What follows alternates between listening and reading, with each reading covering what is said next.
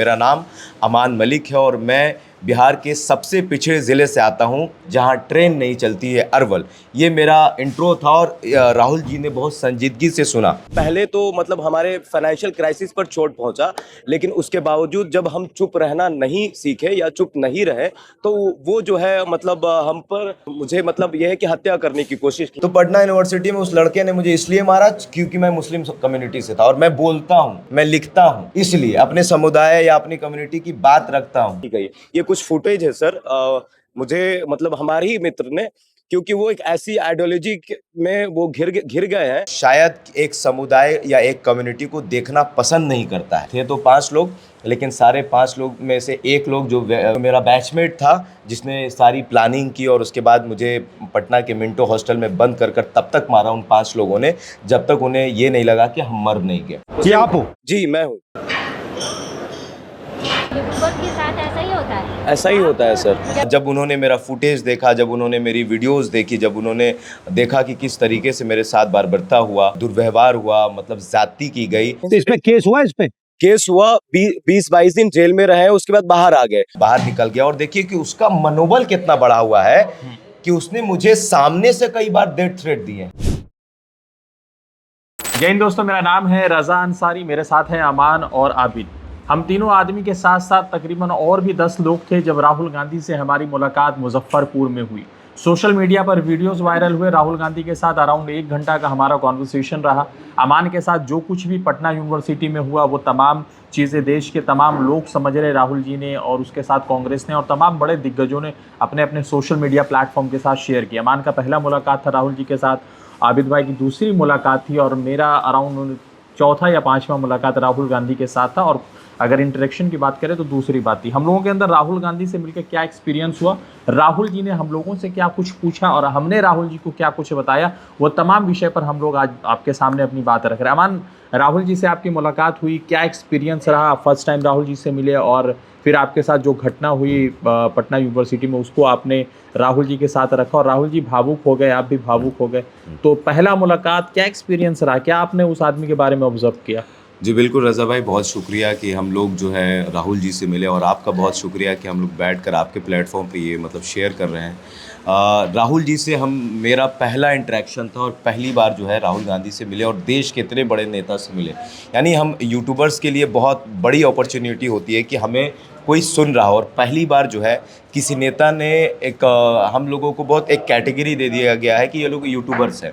तो एक पहली बार इतने बड़े नेता ने इतने यूट्यूबर्स को, जो छोटे यूट्यूबर्स को जो है आधे घंटे से ज़्यादा का समय दिया। और वो समय इसलिए दिया क्योंकि वो इस कम्युनिटी को लेकर बहुत ज़्यादा चिंतित थे। मेरा नाम अमान मलिक है और मैं बिहार के सबसे पिछड़े ज़िले से आता हूं जहां ट्रेन नहीं चलती है, अरवल। ये मेरा इंट्रो था और राहुल जी ने बहुत संजीदगी से सुना। शायद आप देखे होंगे कि उनके आंख में सबके लिए चिंता थी जब उन्होंने मेरा फुटेज देखा, जब उन्होंने मेरी वीडियोस देखी, जब उन्होंने देखा कि किस तरीके से मेरे साथ बर्बरता हुआ, दुर्व्यवहार हुआ, मतलब ज़्यादती की गई।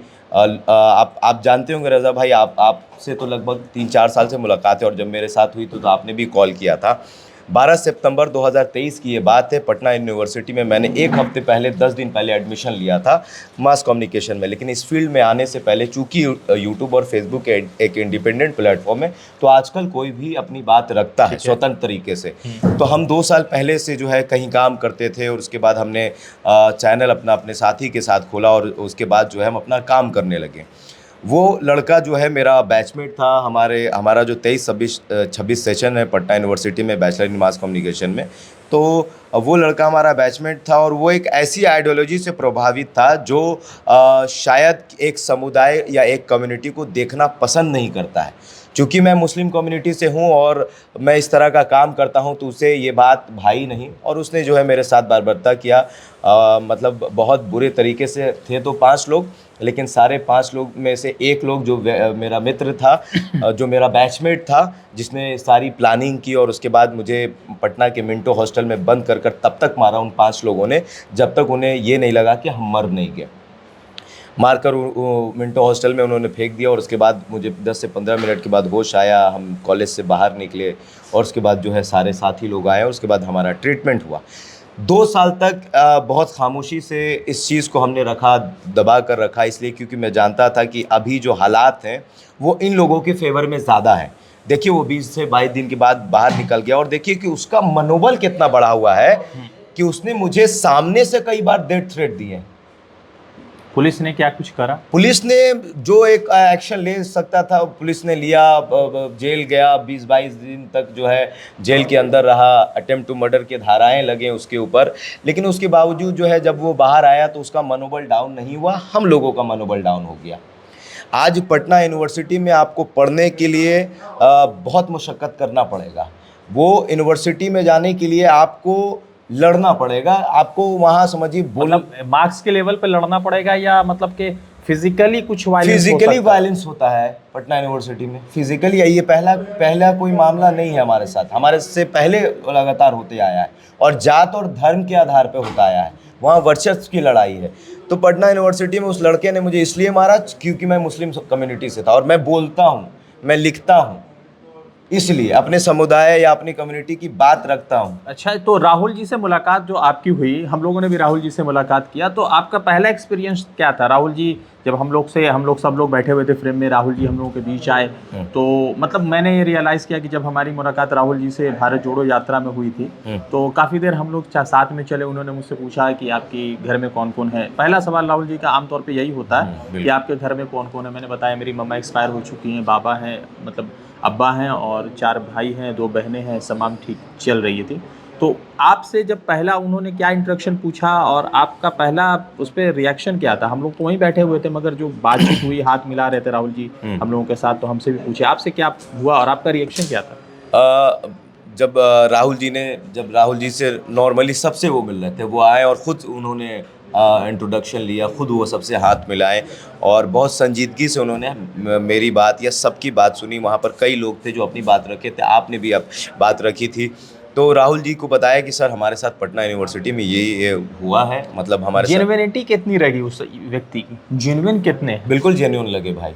मैं इसलिए कह रहा हूँ कि पहली बार मैं किसी ऐसे लीडर से मिला, मेरे लिए एक बहुत बड़ी अपॉर्चुनिटी थी, हम यूट्यूबर्स के लिए एक बहुत बड़ी अपॉर्चुनिटी थी कि एलओपी का नेता जो है वो आपको सुन रहा है। अभी के समय में आप एक एमएलए नहीं सुन रहा है, एमएलए नहीं सुनता है, एमएलए इंट्रो अच्छा यूट्यूबर है, वो चैनल का बूम देखते हैं, वो मतलब ऐसा होता है कि वो व्यूवरशिप देखते हैं, फेस वैल्यू देखते हैं। तो इस तरह की चीज़ें जो है, इस तरह का डिस्क्रिमिनेशन होता है यूट्यूबर्स के साथ। बहुत आसानी से आपको स्पेस नहीं मिलता है, चाहे वो महागठबंधन के लोग हों या एनडीए के लोग हों, चाहे वो रीजनल पार्टी हो या नेशनल पार्टी हो, आपको धक्का मुक्की करके उनसे बाइट लेना होता है और अपने सवालों को रखना होता है। और राहुल गांधी ने आधे घंटे तक सुना। मैं अपनी बात करूं तो राहुल गांधी ने मुझे कहा कि आपको किसी भी तरीके की परेशानी हो, मैं आपका इलाज कराऊंगा, क्योंकि पैसे के अभाव के कारण जो है हमने मतलब नॉर्मल अस्पतालों में इलाज कराया, पीएमसीएच में भी भर्ती हुए थे, उससे पहले प्राइवेट हॉस्पिटल में भर्ती हुए थे। तो ये चोट जो है बहुत गहरा था, तो वो गहरा जो है ज़ख्म जो है आज भी भर नहीं पाया है और सर वगैरह में हेडेक वगैरह होता है, सर दर्द जब होता है तो वो बादल जैसे फटता है, तो उस तरह का कभी कभी दर्द होता है। तो राहुल जी ने कहा, शायद वो कैमरे पर नहीं दिखा आपको, लेकिन राहुल जी ने पर्सनली मुझसे कहा कि अमान हम तुम्हारी इलाज कराएंगे, तुम्हें किसी भी तरह की ज़रूरत हो बताओ। उसके बाद जो है हमने कहा कि आखिरी बात मैंने कही राहुल जी से, राहुल जी ये लोकतंत्र है और जब इस मुल्क में तानाशाह चरम पर रहा है तो इस मुल्क के लोगों ने बड़े मतलब मजबूती से अपना पक्ष रखा है और जवाब दिया है कि हम सबसे ताकतवर हैं, प्रजा ही सब कुछ है। तो सत्ता चाहे आपकी हो या मोदी जी की हो, किसी की भी हो, हम जिस कम्युनिटी से आते हैं, हम जिस बहुजन समाज से आते हैं, बहुजनों की बात हो, मुसलमानों की बात हो, तो हम मुसलमानों को, हम बहुजनों को अपनी बात रखने की आज़ादी हो, हम आज़ादी से लिख सके, हम आज़ादी से बोल सके, हम आज़ादी से एक्टिविज़म कर सके, हम आज़ादी से प्रोटेस्ट कर सके। ठीक है, हमारे ऊपर कोई जाति ना हो। आबिद, हम लोग जब सब लोग गए थे राहुल जी से मिलने, तो आपका क्या रिएक्शन था? आपने राहुल जी को क्या ऑब्जर्व किया? सबसे पहले तो जब मिले उनसे तो हम थोड़ा नर्वस थे, क्योंकि पहली बार कोई इतने बड़े नेता से आमने सामने मुलाकात हो रही थी। लेकिन जब उन्होंने सबसे पर्सनली इंटरेक्शन किया, हैंडशेक करके सबसे बातचीत की, सबका नाम पूछा, उसके बाद बैठे कुछ लोगों ने बोलना स्टार्ट किया और वो सिर्फ सुन रहे थे और इतने अच्छे से सुन रहे थे कि मतलब जो मेरे अंदर जो वो नर्वसनेस था वो एकदम ख़त्म हो गया। मेरी भी कुछ बातें थी जो सोचा था कि हम बोलेंगे, मतलब ऐसे ही नॉर्मली जो आज के डेट में यूट्यूब पे जो लोग काम कर रहे हैं उनका क्या हाल है, वो किस तरह से सरवाइव कर रहे हैं, उनका सर्वाइवल कितना मुश्किल हो गया है, इसी मुद्दे पे कुछ बोलना था। लेकिन चूंकि वक्त बहुत कम था और बहुत सारे लोग थे, तो कुछ लोगों का चूंकि बहुत ज़्यादा गंभीर मुद्दा था, हाँ। तो उस पर डिस्कस हुआ और वक्त तो की कमी थी। तो एज अ लीडर क्या ऑब्जर्व किया आपने, कितनी उनमें कितनी जेन्युइनिटी, मतलब कितनी जेन्युइन लगे आपको मुलाकात? वो तो आप देख रहे होंगे, क्योंकि वो जैसे रास्ते से हर पूरे बिहार का दौरा कर रहे हैं, धूप में, गर्मी में, बारिश में, इतना बड़ा नेता, प्राइम मिनिस्टर का पोता बेटा, और वो सड़क खुद भी पे प्राइम मिनिस्टर हो सकते हैं 2004 में 9 में जब चाहते तो हैं। वो जो है सड़क पे घूम रहे हैं गर्मी में, उनको जरूरत ही क्या थी। और वही नहीं, रोड पे जैसे चल रहे हैं गाड़ी से, तो बहुत सारे लोग उनके पीछे चल रहा, पूरा हुजूम चल रहा, सब राहुल को देखने के लिए, उनसे मिलने के लिए। तो उस सिचुएशन में ऐसा है कि उनके सिक्योरिटी गार्ड वगैरह जो है वो सब धक्का दे रहे हैं, भगा रहे हैं, क्योंकि उनका मतलब सिक्योरिटी का मतलब उसमें मामला तो है। राहुल जी भी कुछ नहीं कर सकते, क्योंकि सिक्योरिटी होम अफेयर्स डिसाइड करती है। वही तो उसमें राहुल जी का ये रोल था कि मतलब सिक्योरिटी भगा रहे हैं, लेकिन राहुल जी बुला ले रहे, आ जाओ, इंडिविजुअली सबको बुला ले रहे हैं, किसी को भी बुला ले रहे हैं, गाड़ी पे, यूट्यूबर से कंधे पे बिठा ले रहे हैं, हम लोगों को बुला लिए, हम लोगों से बात की, बहुत सारे ऐसे जो गरीब लोग हैं, जिनकी परेशानी है, सबसे बातचीत कर रहे हैं।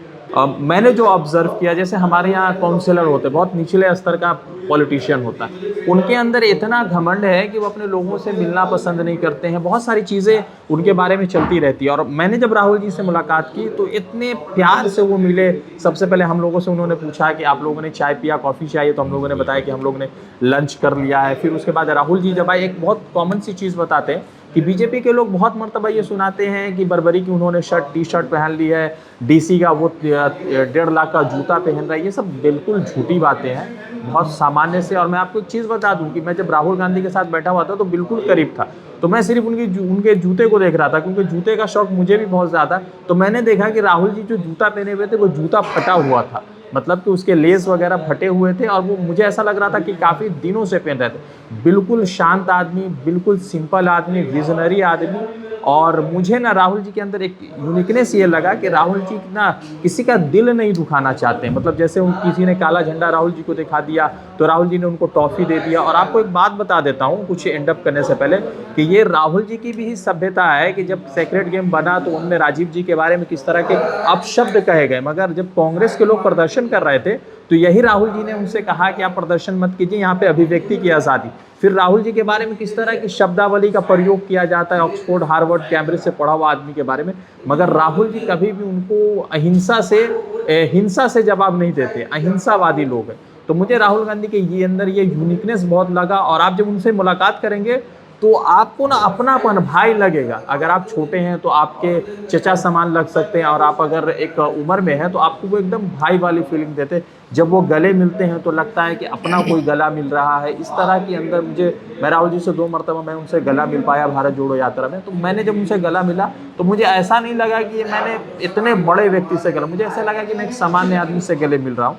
तो ये चीज़ें रही। और आखिरी बात जो है, अमान से जानना चाहेंगे कि राहुल गांधी के फ्यूचर को लेकर हम लोग तो कोई होते नहीं है डिसाइड करने वाले, मगर देश की जनता ने वोटर अधिकार यात्रा में जिस तरह से राहुल जी को, तेजस्वी जी को, अखिलेश यादव को और जितने भी इंडिया अलायंस के नेता, उन तमाम लोगों को जो प्यार दिया है, मुझे लगता है कि 2029 तो बहुत दूर की बात है, मुझे लगा 26-27 में दिल्ली में कुछ बड़ा खेल हो रहा है। बिहार अक्सर जो है केंद्र की राजनीति को तय करता है। हम लोग तो बहुत कम उम्र के लोग हैं और हमारा जो तजुर्बा है बहुत कम है पॉलिटिक्स और राजनीति में। अभी तो ये शायद हमारे दौर का जेपी आंदोलन कह सकते हैं, ये हमारे दौर की जो राजनीति है।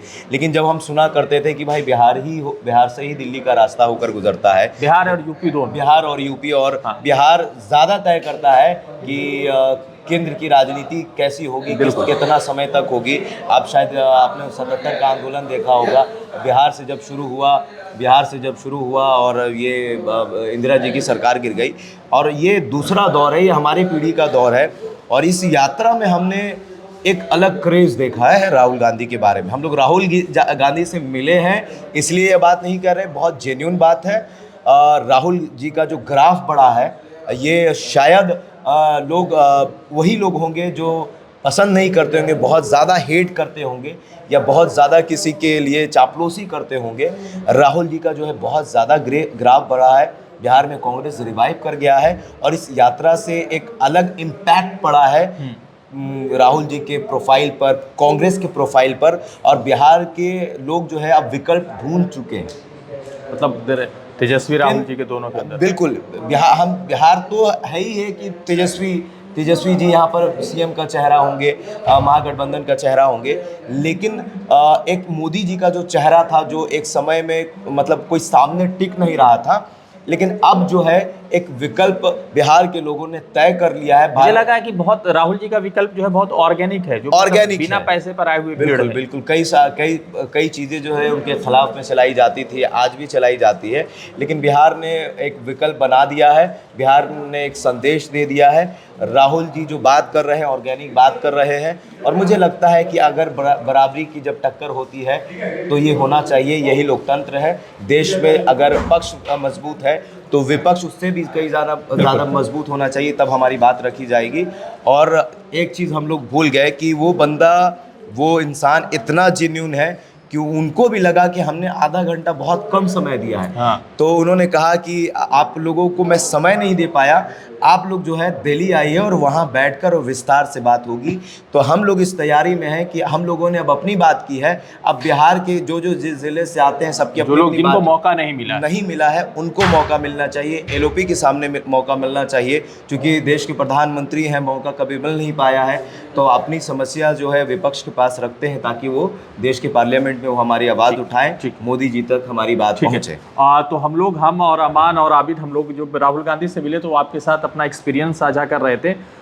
मैं तो आपको तमाम बातें, हम लोग अमान, मैं और आबिद भाई तमाम चीज़ें आपको शेयर कर चुका था।